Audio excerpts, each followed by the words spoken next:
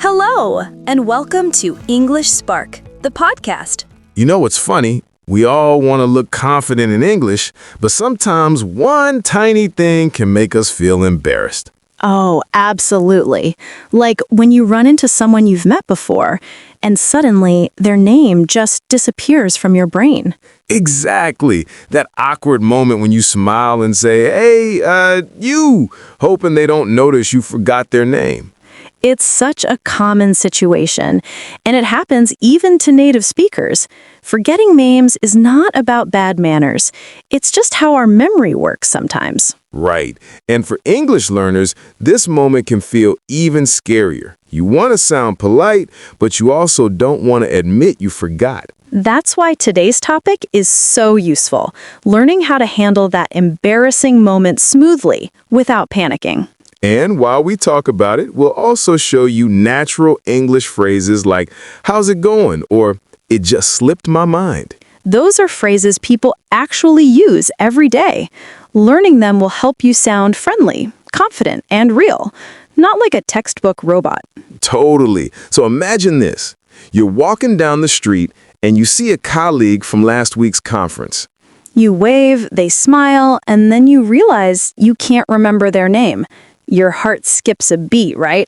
Oh, yes, that's the classic name slip moment. But guess what? There's a polite and natural way to handle it in English. Stick with us because this is going to make you feel prepared the next time it happens. Let's start with something really simple. Greetings. Most people still say, how are you?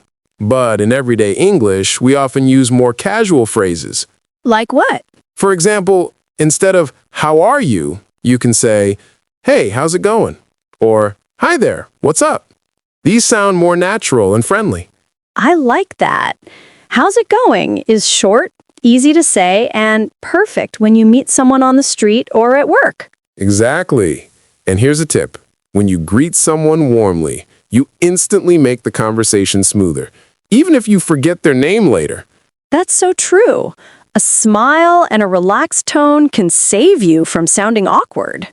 Also, when you meet someone you already know but haven't seen in a while, you could say, it's so good to see you again, or I'm glad we bumped into each other. Oh, I love that one. Bumped into each other.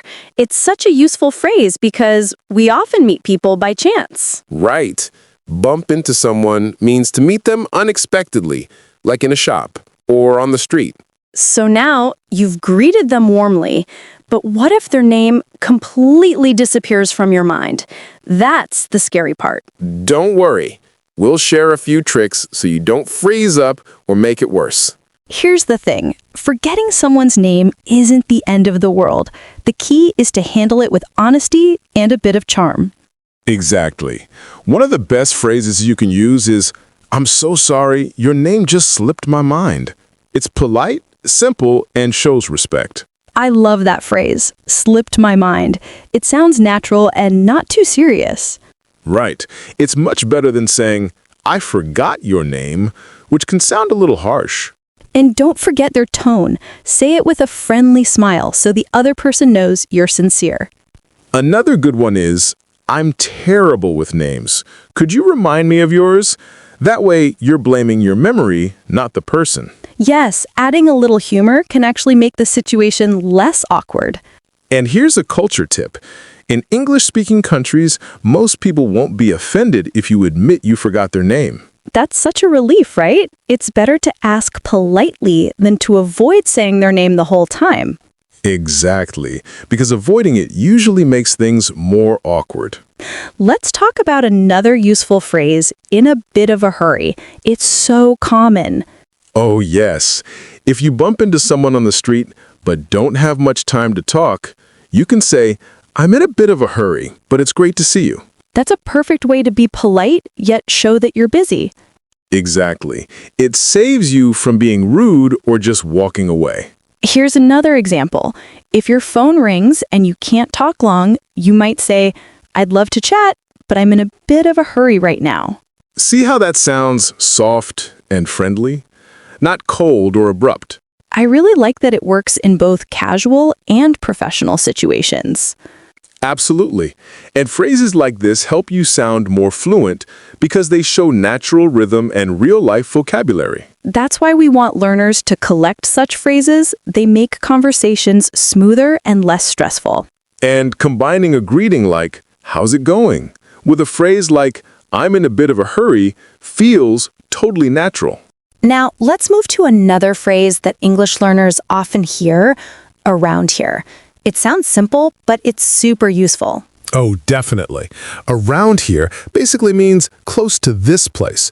For example, you might ask, "Is there a coffee shop around here?" That's perfect for traveling or just exploring a new neighborhood. Exactly. And there's a similar phrase, right around the corner. It means something is very close, often just on the next street.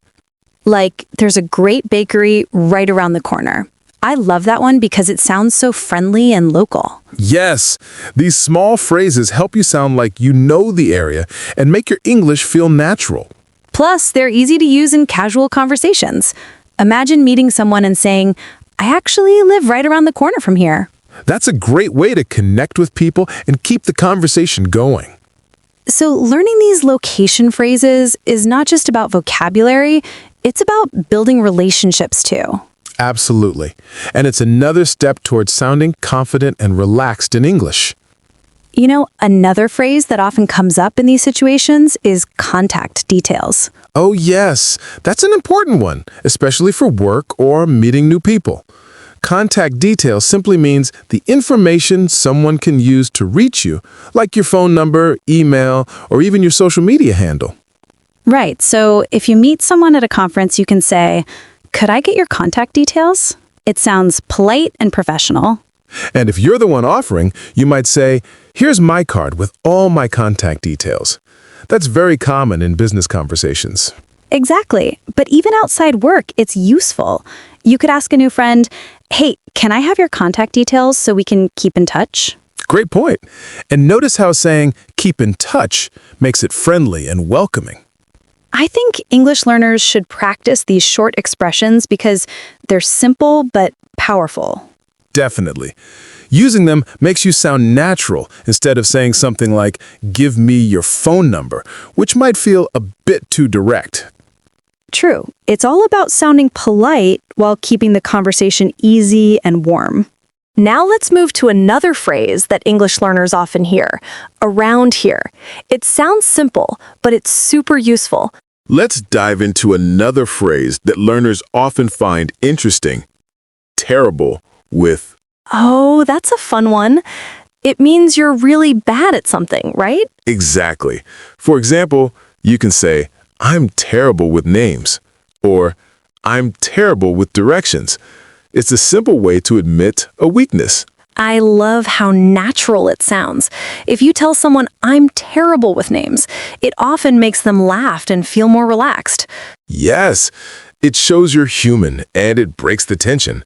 You could also say, "I'm terrible with numbers," if you always forget phone numbers or struggle with math. Or, "I'm terrible with technology." That one's so relatable. Oh, that's me. Every time I try to fix something on my laptop, I get into more trouble. See? This phrase is great for starting friendly conversations because it invites the other person to share something they're bad at too. Absolutely. And when you admit something like that in a light, humorous way, you often make people feel comfortable with you. That's why this phrase is a must-learn for English learners. It makes small talk easy and real. Now, let's share a little strategy for remembering names.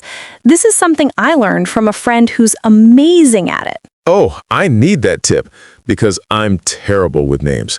What's the secret? The trick is to repeat the person's name right after they introduce themselves. For example, if someone says, "Hi, I'm Anna," you respond, "Nice to meet you, Anna." Ah, that's clever. Saying their name again helps your brain remember it. Exactly. And you can also try connecting their name to something familiar, like Anna, just like my neighbor's daughter. That's a smart memory hack, and it's great for English learners because it gives you another chance to pronounce the name correctly. Right. Plus, people usually appreciate it when you remember and use their name. It feels personal. Definitely. It's such a small gesture, but it makes a big difference in how friendly and respectful you sound.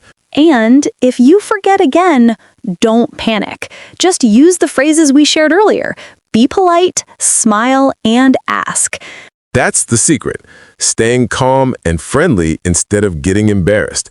Let's talk about body language for a moment, because it's just as important as the words you use. Oh, absolutely.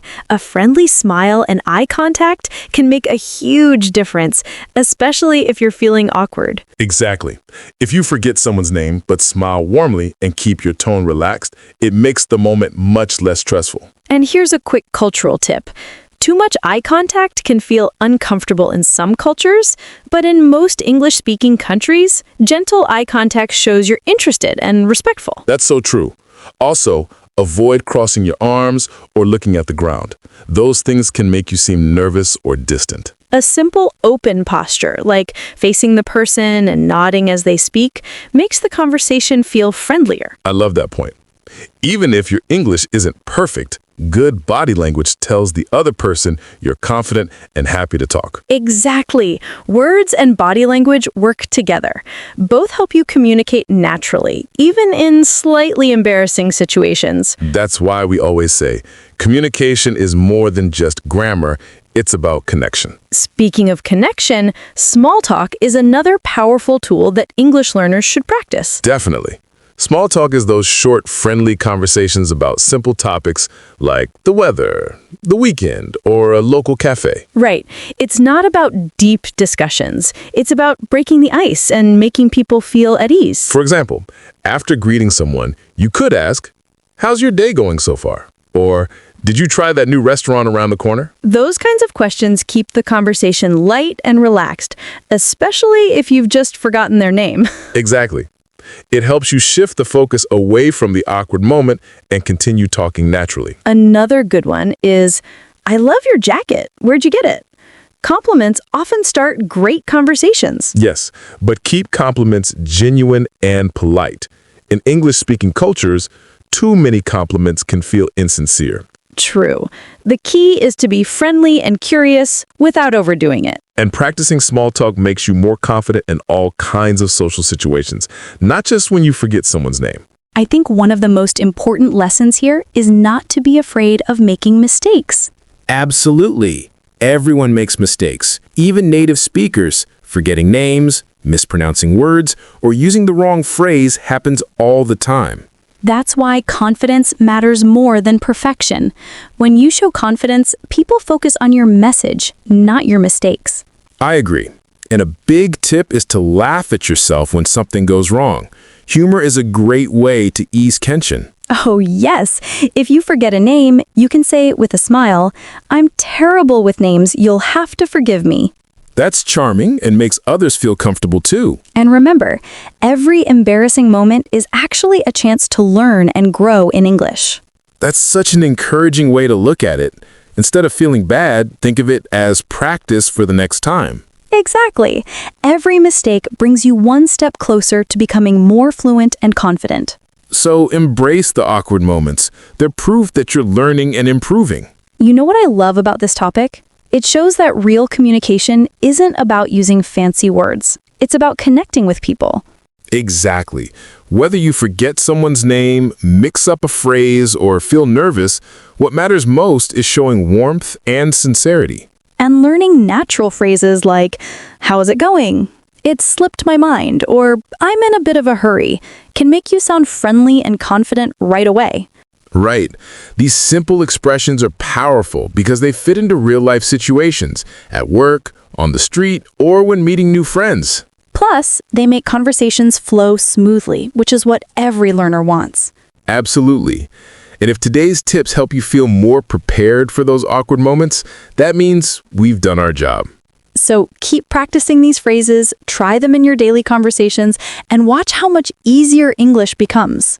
We'd love to hear how these tips help you, so don't forget to share your thoughts, subscribe for more lessons, and let us know your favorite phrases in the comments. Yes, your stories and questions inspire us to make even better lessons for you.